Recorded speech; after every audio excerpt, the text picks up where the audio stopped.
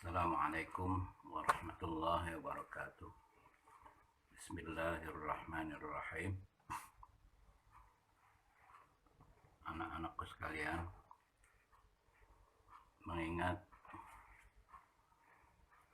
saat ini ada wabah yang sedang kita hadapi sehingga kita tidak bisa bertemu langsung, belajar secara normal, dan kita akan belajar lewat video. Nah, pelajaran usul fiqh yang sudah kita pelajari kalau tidak salah sudah kaidah yang ke-6, dan kita akan mempelajari yang berikutnya ialah kaidah yang ke-7.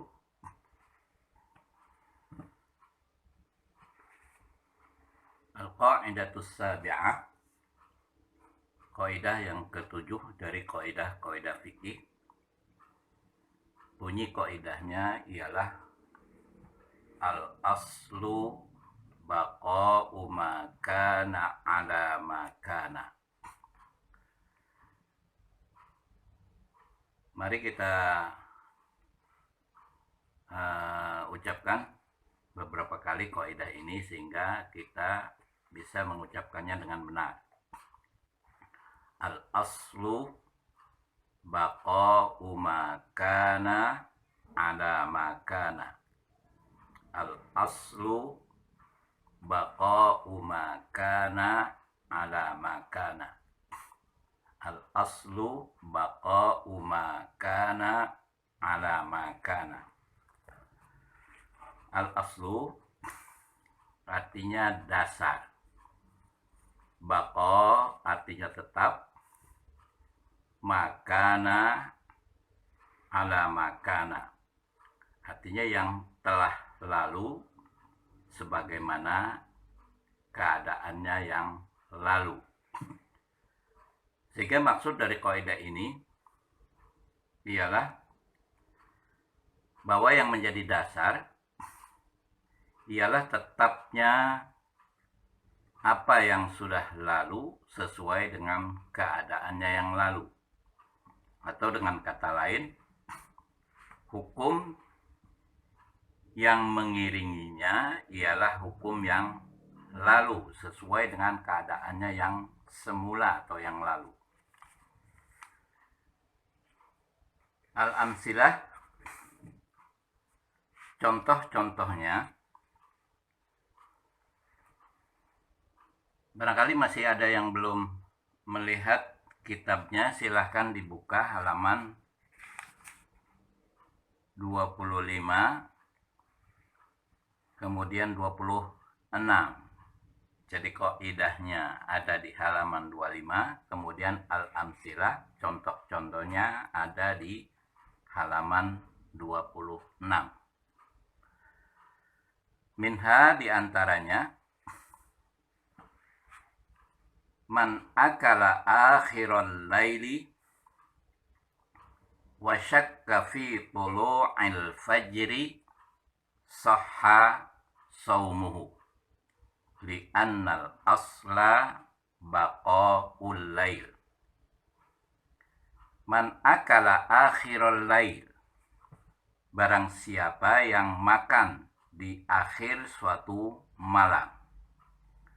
Wa syakka fi tulu'il fajri, dan ia ragu fajar telah terbit. Sahha saumuhu, maka puasanya sah. Li'annal asla baqa'ul lail, karena yang menjadi dasar ialah masih malam, masih tetapnya malam. Maksud dari contoh ini, barang siapa yang makan di akhir suatu malam. Yang makan di akhir suatu malam ialah, makan di akhir suatu malam itu ialah sahur, makan sahur.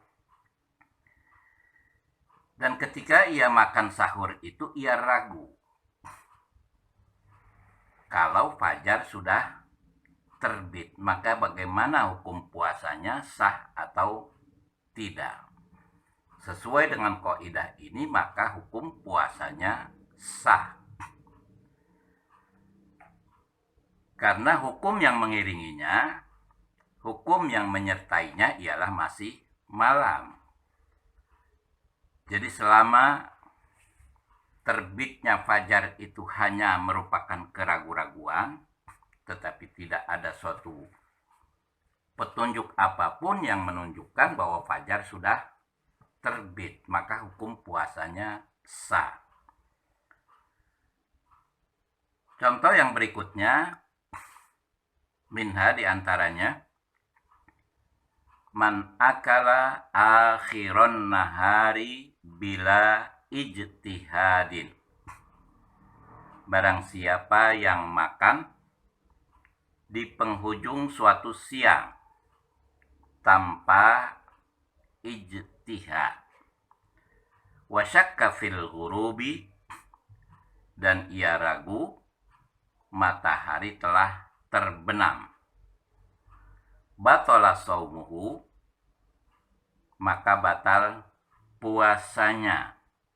Li'annal asla baqaun nahar, karena yang menjadi dasar ialah masih siang. Jadi contoh yang kedua ini adalah kebalikan dari contoh yang pertama. Kalau contoh yang pertama ialah makan sahur, kalau contoh yang ini ialah berbuka.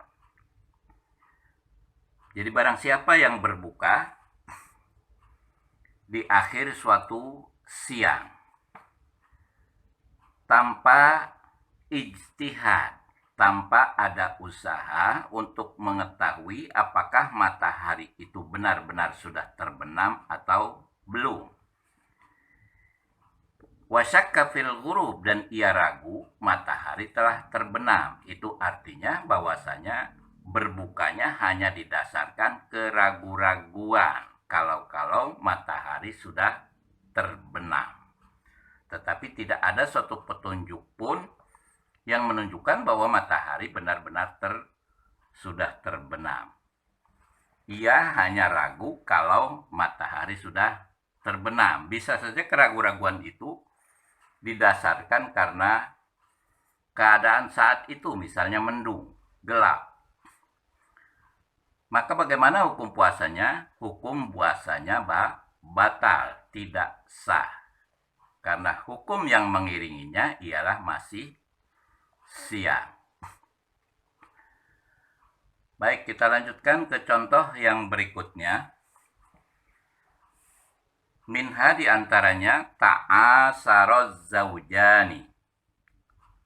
Ta'asaroz zaujani muddatan madidatan. Summa da'at adamal kiswati wan nafaqati. Fal qawlu qawluha.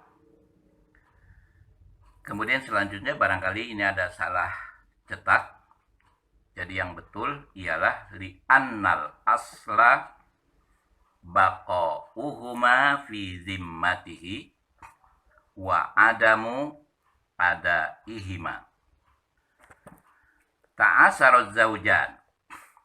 Ta'asaruz zaujan artinya mattafaqo. Pasangan suami istri tidak saling akur. Muddatan madidah, dan itu terjadi selama muddatan madidah. Muddatan madidah artinya muddatan tawila, dalam waktu yang lama. Summa da'at adamal kiswati. Kemudian si istri mengaku tidak diberi kiswah, tidak diberi sandang. Dan memberikan sandang itu merupakan kewajiban dari suami kepada istri. Wan nafaqati, dan tidak diberi nafaqah. Fal qawlu qawluha, maka perkataan yang dibenarkan ialah perkataan istri. Jadi kalau kemudian terjadi perselisihan, maka perkataan yang dibenarkan ialah perkataan istri. Li'annal asla baqa'uhuma fi zimmatihi. Karena yang menjadi dasar ialah tetapnya kewajiban memberi sandang dan nafkah dalam tanggung jawab suami. Wa adamu adaihima, dan suami tidak memberikan atau tidak menjalankan keduanya.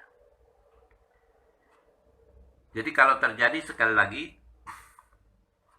pada pasangan suami istri yang tidak saling akur dalam waktu yang cukup lama, dan mereka tidak bercerai, itu artinya bahwa istrinya tetap menjadi istrinya, dan kewajiban yang harus dijalankan oleh suami kepada istrinya masih tetap harus dijalankan walaupun mereka tidak saling akur.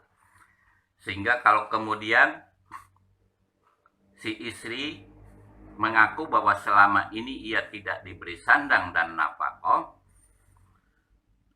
dan memang suaminya benar-benar tidak melakukannya karena tidak saling akur tadi, maka perkataan yang dibenarkan ialah perkataan istri. Jadi hukum yang mengiringinya adalah sesuai dengan keadaannya yang semula, bahwa istrinya tetap menjadi istrinya karena belum terjadi perceraian, dan kewajiban yang harus dijalankan oleh suaminya kepada istrinya masih tetap merupakan kewajibannya.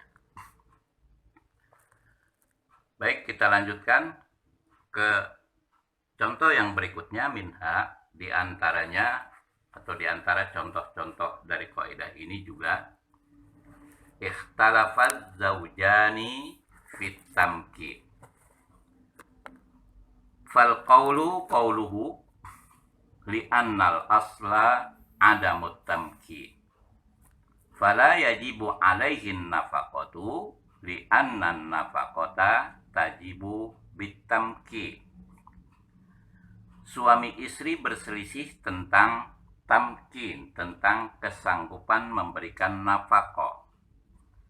Fal qawlu qawluhu, maka perkataan yang dibenarkan ialah perkataan suami. Li'annal asla adamut tamkin, karena yang menjadi dasar tidak ada kesanggupan. Fala yajibu alaihin nafaqatu, maka tidak wajib terhadap suami memberikan nafkah. Li'annan nafaqata tajibu bitamkin, karena nafkah itu wajib berdasarkan kesanggupan. Jadi apabila ada pasangan suami istri berselisih tentang nafkah, sejak awal ketika akan menikah, si suami sudah berterus terang bahwa dia hanyalah pekerja serabutan atau pekerja yang pendapatannya sangat kecil. Kemudian setelah terjadi pernikahan, si istri menuntut nafkah dalam jumlah yang barangkali menurut orang kecil itu adalah besar, karena si istri melihat kanan kiri dari tetangganya. Terjadilah perselisihan. Nah, kalau ketika si suami ketika sebelum menikah ia sudah berterus terang tentang keadaannya, tentang pekerjaannya, dan si istri rela, ridho dengan keadaan si suaminya tadi, maka dalam hal ini perkataan yang dibenarkan ialah perkataan si suami. Karena sekali lagi nafkah itu wajib berdasarkan kesanggupan. Baik, kita lanjutkan ke contoh yang berikutnya, minha diantaranya istaro ma'an wadda'a binajasatihi liyaruddahu fal qawlu qawlul ba'i bi annal asla taharatul ma. Seseorang membeli air wadda'a binajasatihi, dan orang yang membeli air tadi mengaku airnya bernajis, liyaruddahu, untuk mengembalikan air itu dan mengambil kembali uang yang dibayarkan sebagai harga dari air tadi. Terjadilah perselisihan, fal qawlu qawlul ba'i, maka perkataan yang dibenarkan ialah perkataan si penjual air. Li'annal asla taharatul ma, karena yang menjadi dasar sesuai dengan keadaan yang semula bahwa air yang biasa dijual itu adalah taharatul ma, sucinya air. Jadi kalau ada seorang penjual air yang biasa atau air yang dia jual itu adalah air yang suci dari najis. Kemudian ada seorang membeli air tadi dan mengaku airnya bernajis. Tujuannya adalah untuk mengembalikan air itu dan mengambil kembali uangnya. Terjadilah perselisihan. Maka dalam hal ini perkataan yang dibenarkan ialah perkataan si penjual air selama air yang dia jual itu adalah air yang suci, bersih dari najis. Nah, karena adanya najis tadi itu bisa jadi terjadi setelah itu. Jadi setelah air itu dibeli dan dibawa, dan kemudian bisa jadi ketika di perjalanan ataupun ketika sudah sampai di rumah, air itu terkena najis. Jadi hukum yang mengiringinya ialah sesuai dengan keadaannya yang semula. Baik, kita masuk ke contoh yang terakhir. Minha, di antara contohnya juga, syakka fit tahiril mughayyiri lil ma'i hal huwa qalilun au kasirun fal aslu baqa'ut tahuriyah. Seseorang ragu tentang sesuatu atau suatu benda yang suci yang bisa merubah air. Misalnya apa? Misalnya teh, kopi, dan lainnya.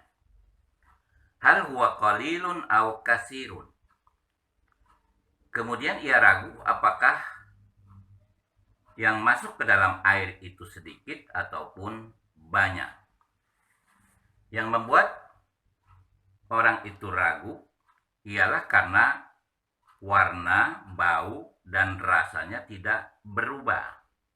Fal aslu baqa'ut tahuriyah, maka yang menjadi dasar adalah tetap sucinya air.